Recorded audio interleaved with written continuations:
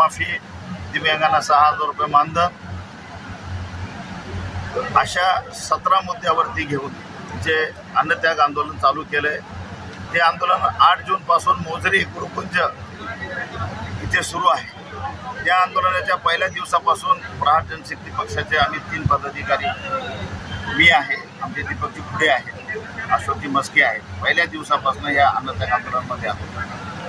कालपासून आणि आज पण अनेक कार्यकर्ते आणि पदाधिकारी परभणीचे येत आहेत। आता आमची संख्या 11 होती आणि ह्या आंदोलनामध्ये जोपर्यंत शासनची याद निघत नाही, शेतकऱ्यांची कर्जमाफी होत नाही, 6,000 रुपये मानधन मिळत नाही, कृषीमालाला हमीभाव देण्याबाबत ठोस निर्णय होत नाही आणि ग्रामीण भागातील आणि शहरी भागातील लोकांना घरकुलसाठी 5 लाख रुपये मिळत नाही, ग्रामपंचायत कर्मचाऱ्यांचा विषय मिळत नाही, अशा एकूण 17 मुद्द्यावरती जोपर्यंत शासन निर्णय निघणार नाही तोपर्यंत आम्ही ह्या उपोषणापासून हे उपोषण आम्ही सोडणार नाही आणि जोपर्यंत बच्चूभाऊ हे उपोषण करणार आहे तोपर्यंत आम्ही उपोषण कायम ठेवू। आमची परिस्थिती काही निर्माण होऊ दे, आमची तब्येत कितीही खालावू दे, आम्ही शेवटच्या क्षणापर्यंत ह्या उपोषणामध्ये कायम आहोत आणि कुठल्याही परिस्थितीमध्ये शासन निर्णय आल्याशिवाय आम्ही हे उपोषण सोडणार नाही।